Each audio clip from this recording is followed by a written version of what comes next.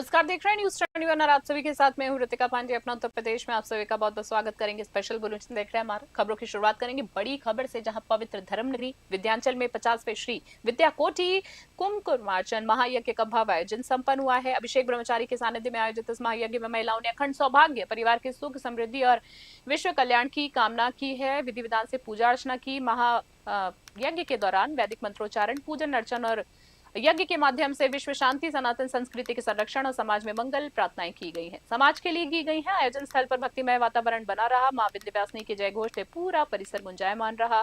कार्यक्रम में शामिल श्रद्धालुओं ने आध्यात्मिक साधना, वैदिक अनुष्ठानों के बीच दिव्य अनुभूति की है। बता दें आपको, इस अवसर पर सांसद नीरज शेखर, एमएलसी विनीत सिंह, जिला अध्यक्ष लाल बहादुर सरोज सहित कई गणमान्य लोग उपस्थित रहे। आयोजन व्यवस्थाएं अच्छी रही है और साथ ही साथ सदस्य प्रिंस द्वारा संभाली गई। मिर्जापुर से एसएन यादव की विशेष रिपोर्ट।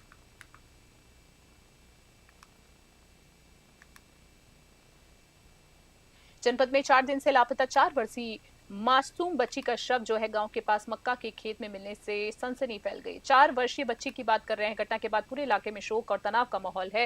मामला बहाड़पुर गांव का है। यहां निवासी राहुल की पुत्री घर के बाहर खेलते समय अचानक लापता हो गई थी। काफी तलाश और पुलिस में गुमशुदगी दर्ज कराने के बाद भी बच्ची का कोई सुराग नहीं मिला। आप देख सकते हैं, मंगलवार सुबह ग्रामीणों ने मक्का के खेत में बच्ची का शव पड़ा देखा, जिसके बाद पुलिस को सूचना दी गई। परिजनों ने बच्ची की हत्या कर शव फेंके जाने की आशंका जताई। परिवार ने गांव के प्रधान प्रतिनिधि पर भी संदेह व्यक्त किया।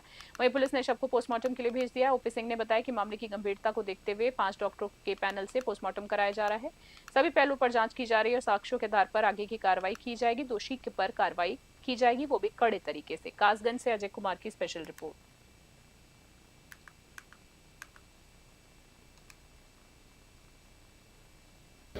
ये सर आज 4 दिन हुए हैं सर इस घटना को। तो काफ़ी पुलिस फोर्स भी, कम से कम 90 आदमी पुलिस वाले थे, 35 आदमी हम लोग थे।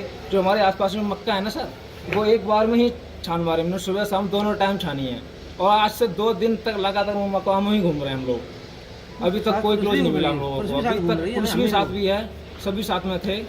कल आके हमको प्रधान ने बोला, हमारा जो वही प्रधान चला रहा है, घर में हमारा प्रधान है, वो सीधा आदमी है सर। तो जो प्रधानी चला रहा है उसने कल आके बोला है कि आपको जिंदा या मुर्दा कल मिलेगी। तो हमको आज मिल गई जिंदा मुर्दा। जनपद कासगंज के थानागंज डुंडवारा अंतर्गत ग्राम बहादुर में बेसिकली 6 जून 2026 को रात्रि में एक माइनर बच्ची के गायब होने की सूचना उनके परिजनों द्वारा दी गई थी। थाना रुरावर क्षेत्र के गांव अबरपुर कुडला से पुलिस की कार्यशैली को लेकर गंभीर आरोप सामने आए हैं। पीड़ित मिलन कुमार का आरोप है कि थाना रुरावर में तैनात एसआई विनीत कुमार सिंह फरियादियों के साथ अभद्र व्यवहार करते और विपक्ष पक्ष का सहयोग करते हैं। वही बता दें, पीड़ित के अनुसार उनकी भतीजी के साथ कई बार मारपीट हुई है, लेकिन पुलिस की उचित कार्रवाई अभी तक नहीं की गई है। पुलिस द्वारा आरोप है कि जी आरोप ये भी है कि दरोगा द्वारा फरियादियों से अपमानजनक भाषा में बात की जाती है और देर रात तक विपक्ष गणों का सहयोग किया जाता है। पीड़ित का दावा है कि यह घटनाएं सीसीटीवी कैमरे में भी कैद है। मिलन कुमार ने आरोप लगाया है कि उन्हें डर है कि शिकायत करने के बाद फर्जी मुकदमे में फंसा दिया जाएगा उनको। उन्होंने कहा है कि वह न्याय के लिए आला अधिकारियों के चक्कर काट रहे हैं, कहीं सुनवाई नहीं की जा रही उनकी। वहीं एसआई विनीत कुमार सिंह पर पहले भी एक ढाबा संचालक को फर्जी मुकदमे में फंसाने के 3rd डिग्री देने जैसे आरोप लग चुके हैं। अब न्याय की उम्मीद की जा रही है प्रशासन से, सरकार से। अलीगढ़ से योगेश उपाध्याय की विशेष रिपोर्ट।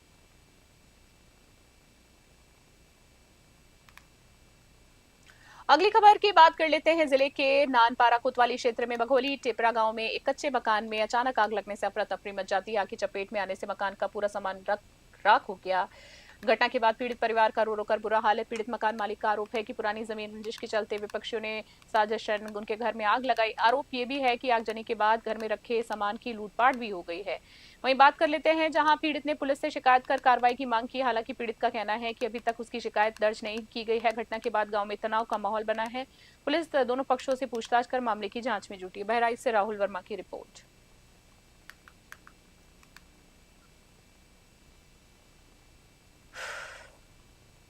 और अगली खबर की बात कर लेते हैं। जिले के सुजोली थाना क्षेत्र में तेंदुआ से लगातार बढ़ते हमलों से ग्रामीणों में दहशत का माहौल है। ताजा घटना में तेंदुए ने 7 वर्षीय मासूम अंशिका को घर के बरामदे से उठाकर मार डाला, जबकि एक 22 वर्षीय युवती गंभीर रूप से घायल हो गई है। बताया जा रहा है कि अंशिका जो है रात में घर के बरामदे में सो रही थी, तभी तेंदुए ने उसे जबड़े में दबाकर करीब 300 मीटर दूर कन्ने के खेत में ले गया। पहले ग्रामीणों ने काफी देर तलाशा, बच्ची को शत विशत शव बरामद बाद में मिलता है। घटना के बाद परिवार में कोहराम मच गया है। वाजिब सी बात है, सूचना पर पुलिस और ग्राम प्रधान मौके पर पहुंचे और परिजनों को समझाकर शव पोस्टमार्टम के लिए भेजा है। ग्रामीणों का आरोप है कि इससे पहले पारसपुरवा गांव में प्रियंका नाम की युवती पर भी तेंदुए ने हमला किया था, लेकिन वन विभाग की कोई ठोस कदम नहीं उठाया उसके द्वारा। लोगों ने वन विभाग पर लापरवाही का आरोप लगाते हुए इलाके में पिंजड़ा लगवाने और सुरक्षा व्यवस्था बढ़ाने की मांग की। बहराइच से राहुल वर्मा की रिपोर्ट।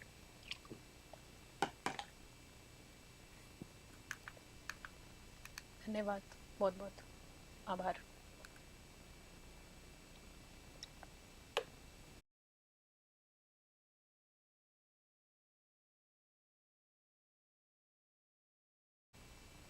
और अगली खबर की बात कर लेते हैं, जहां मजोला थाना क्षेत्र में नया मुरादाबाद में एक युवती की संदिग्ध परिस्थितियों में मौत का मामला सामने आया। बताया जा रहा है कि युवती ने जहर खाकर आत्महत्या कर ली। मृतका की पहचान जो है मानसी के रूप में हुई है, जो शादीशुदा प्रभात सक्सेना के साथ लिव इन रिलेशनशिप में रह रही थी। जानकारी के मुताबिक जहर खाने के बाद युवती खुद थाने पहुंची और पुलिस को बताया कि उसने जहर खा लिया है। इसके बाद पुलिस ने उसे तत्काल अस्पताल में भर्ती कराया, जहां इलाज के दौरान उसकी मौत हो गई है। बात करें मृतका के पति, जी हाँ, मृतका के पिता का आरोप है कि प्रभात सक्सेना लगातार उसकी बेटी को प्रताड़ित करता था, जिससे तंग आकर उसने ये कदम उठाया है। आरोपी प्रभात सक्सेना एफसीआई में चीफ मार्केटिंग इंस्पेक्टर बताया जा रहा है। पुलिस ने पिता की शिकायत पर मामला दर्ज कर आरोपी को हिरासत में ले लिया है और आगे की जांच जो है वो की जा रही है। मुरादाबाद से ब्यूरो रिपोर्ट।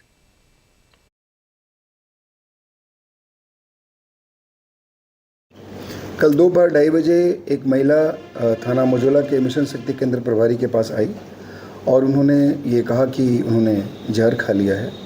इस पर तत्काल मिशन शक्ति केंद्र प्रभारी और अन्य थाने में मौजूद पुलिसकर्मी उनको लेकर बगल के हॉस्पिटल साई हॉस्पिटल में ले गए और उनका इलाज तुरंत शुरू हो गया, लेकिन दौरानी इलाज उनकी मृत्यु हो गई। और इस प्रकरण की छानबीन की गई तो इसमें पता चला कि 6 तारीख को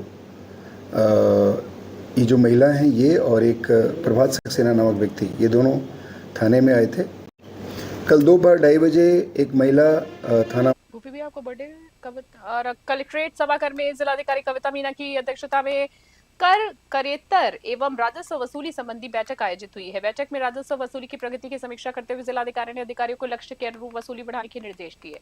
डीएम ने सभी उप जिलाधिकारियों से कहा है कि जिन विभागों की राजस्व वसूली कम है वहां विशेष प्रयास कर प्रगति लाई जाए। उन्होंने स्पष्ट किया है कि विभाग लक्ष्य के सापेक्ष 100% राजस्व वसूली सुनिश्चित करे। बैठक में मुख्य विकास अधिकारी श्रुति शर्मा, अब जिलाधिकारी, अपर जिलाधिकारी वित्त एवं राजस्व संदीप कुमार, सभी उप जिलाधिकारी, पुलिस क्षेत्राधिकारी, संबंधित विभागों के अधिकारी मौजूद रहे। हापुड़ से मोनिश खान की विशेष रिपोर्ट।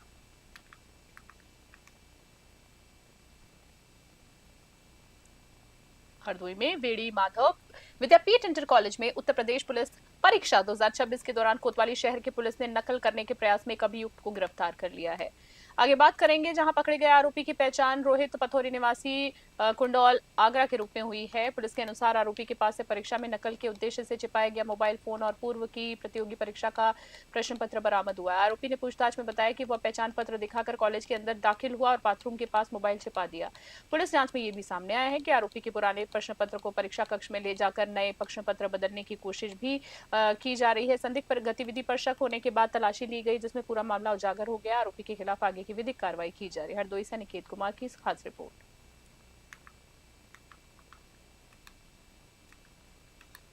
ये बेनी माधव इंटर कॉलेज में आज प्रथम पाली की परीक्षा में एक जो रोहित पथौरी आगरा का रहने वाला है उसका सेंटर था और वो एग्ज़ाम दे रहा था।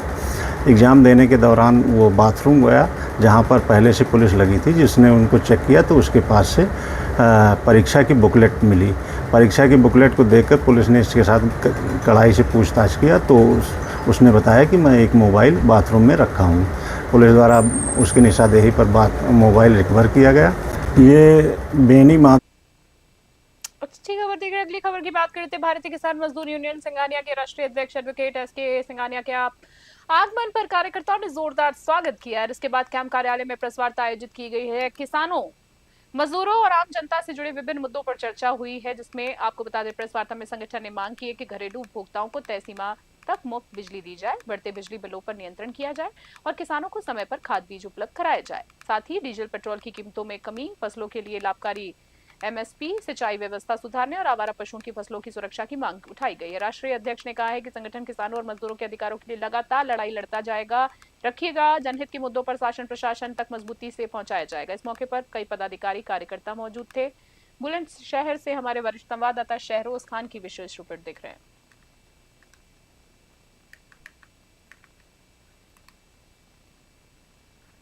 जिले में एंटी करप्शन टीम ने बड़ी कार्रवाई करते हुए सीरिया, जी हाँ आपको बता दें, रिसिया थाने में तैनात सब इंस्पेक्टर सुभाष चंद्र चौहान को 5,000 रुपए रिश्वत देते हुए रंगे हाथों गिरफ्तार किया है।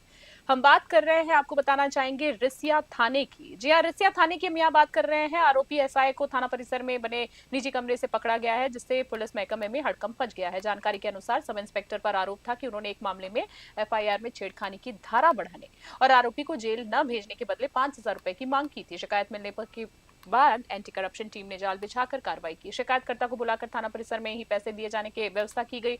जहां पैसे ही एसआई ने रकम ली है, जैसे ही एसआई ने रकम ली, टीम ने मौके पर दबिश दी, उसे गिरफ्तार कर लिया। जी हां, उन्हें गिरफ्तार किया गया है। बाद में उन्हें कोतवाली देहात लाया गया है। मामले में विभागीय कार्रवाई और भ्रष्टाचार निवारण अधिनियम के तहत केस दर्ज करने की प्रक्रिया शुरू कर दी गई। बहराइच से राहुल वर्मा की वरिष्ठ संवाददाता राहुल वर्मा की खास रिपोर्ट।